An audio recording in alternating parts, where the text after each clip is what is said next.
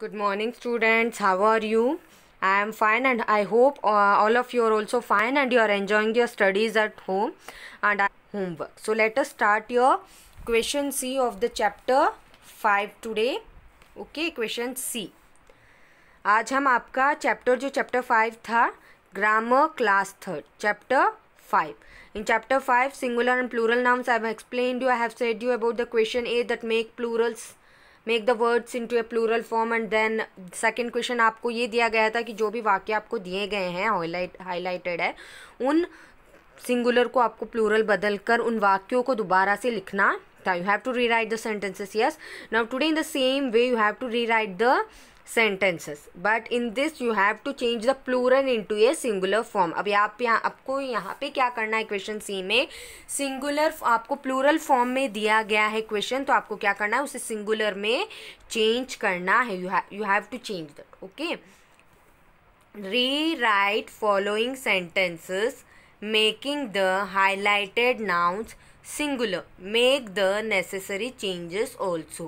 Rewrite आपको क्या करना है, जो नीचे वाक्य दिए गए उन वाक्यों को दोबारा से दोहराना है, जो बदलाव करने हैं वो बदलाव करते हुए. जैसे कि नाउन्स आपको यानी संज्ञाएं दी गई है जो कि बहुवचन में, तो आपको उनको क्या करना है, सिंगुलर में चेंज करना है. और उसी के साथ साथ आपको अगर कहीं पर कोई आवश्यक चेंजेस करनी है तो आपको वो भी चेंज करने हैं. Okay, see your students, now what you have to do, already I have said you. Now question 1, the tomatoes and potatoes are in the basket.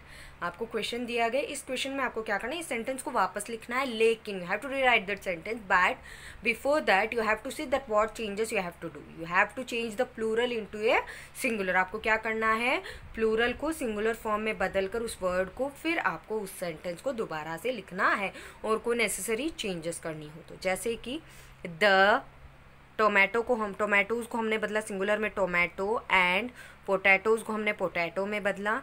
Then are यहाँ पे प्लूरल वर्ड है तो हम यहाँ पे क्या करेंगे, is. We are going to write here is in the basket, then full stop. Okay students, don't get confused. The tomato and potato is in the basket.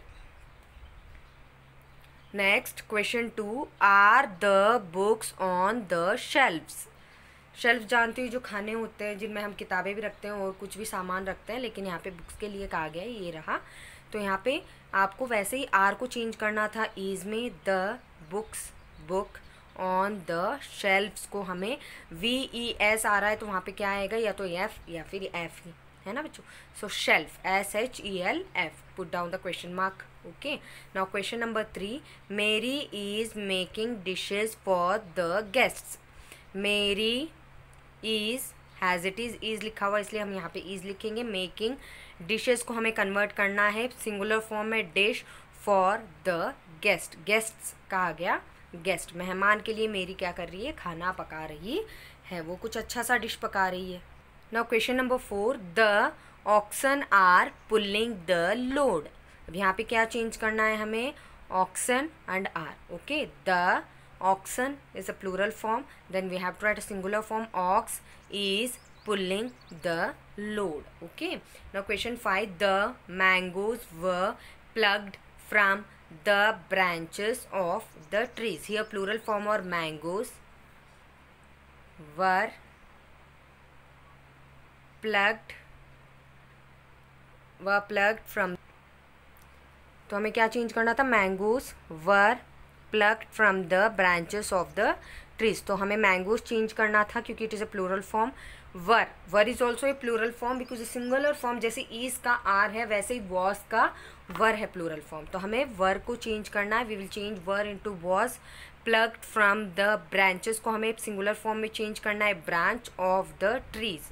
so we have to write here tree. okay, the mango was, वर को was में बदला, plucked from the branch of the tree. okay, now question number 6, mothers are playing with their babies. mothers को हमने change किया, mother are is playing with his.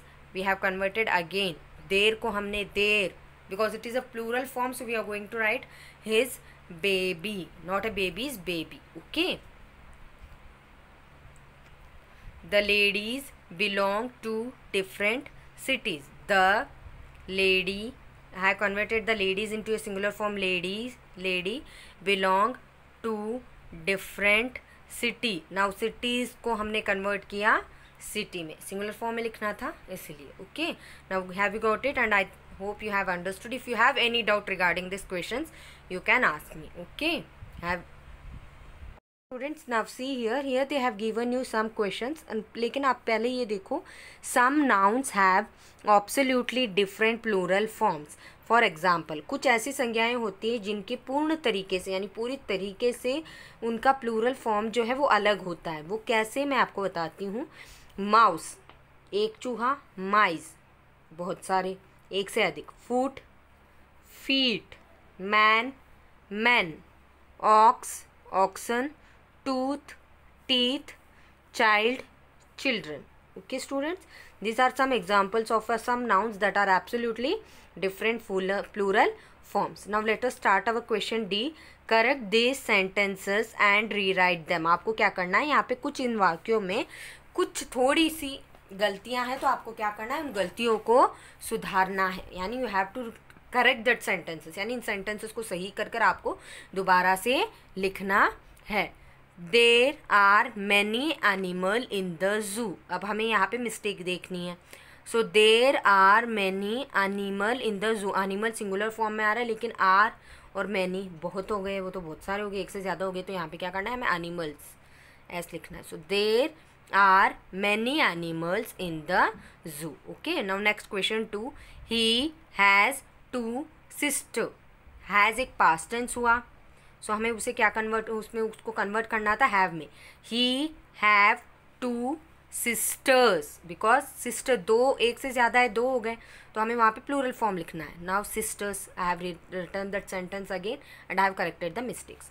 Next, there are 3 childs in the park. There are 3 childs को, childs गलत होता है, हमेशा child का plural form होता है children.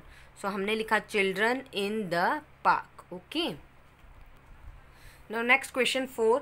Both mans were blind. अभी आप देखोगे कि both mans, man MAN, man, मैंने आपको उसका प्लूरल फॉर्म अभी बताया था MAN, मैन.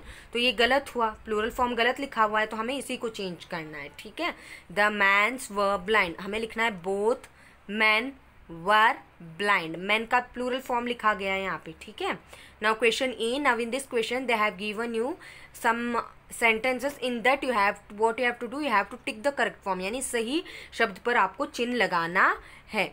the cloth और clothes are on the clothes line. आपसे ये कहा जा रहा है कि कपड़े की जो, जिस पे हम अपने कपड़े सुखाते हैं, उस पे क्या है, कपड़े हैं. तो एक कपड़ा भी हो सकता है, 2 कपड़े भी हो सकते हैं, लेकिन यहाँ पे आप काउंट देखोगे तो एक से ज़्यादा है. तो हमें क्या करना है, क्लोथ एक सिंगुलर फॉर्म हो, क्लोथ प्लूरल फॉर्म है, तो हम क्या करेंगे, क्लोथ्स पे टिक करेंगे. So I have ticked here clothes. Okay, in the same way question number 2. The farmer is ploughing. Ploughing का मतलब हल चलाना या जोतना होता है. The field with the ox या ऑक्सन. जो किसान है वो ज़मीन को बेल, क्या एक बेल से वो ज़मीन को जोत सकता है, नहीं, बेलों की मदद पड़ती है, तो oxen. Okay, now question 3. The child is brushing his tooth और टीथ. टूथ का मतलब होता है एक दांत, टीथ के मतलब होते हैं सारे दांत. तो जो चाइल्ड, जो बच्चा है, वो अपने सारे दांतों को साफ कर रहा है. Is brushing all his teeth. सो हम टीथ के आगे टिक करेंगे. Okay students, now question number 4. The mouse और mice is in the trap. The mouse, चूहा या चूहे जो है वो कहाँ पे है, पकड़े गए. इज इन द ट्रैप यानी वो जाल में है, पिंजरे में है.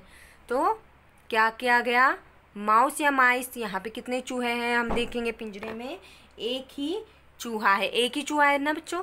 तो हम क्या करेंगे, द माउस, माउस के सामने हम टिक लगाएंगे upon the mouse. Okay, is in the trap. अगर यहाँ पे आर होता तो हमें तब क्या करना होता, माइस पे टिक करना होता. It is in a singular form, so mouse. Okay students, what you have to do, you have to learn and write question C, question D and question E. Okay, in your fair notebook. Have a nice day and learn everything properly. Don't take it has that no, not today, day after tomorrow. If you won't understand anything, we are there, you can ask us. Okay, have a nice day students and enjoy your studies.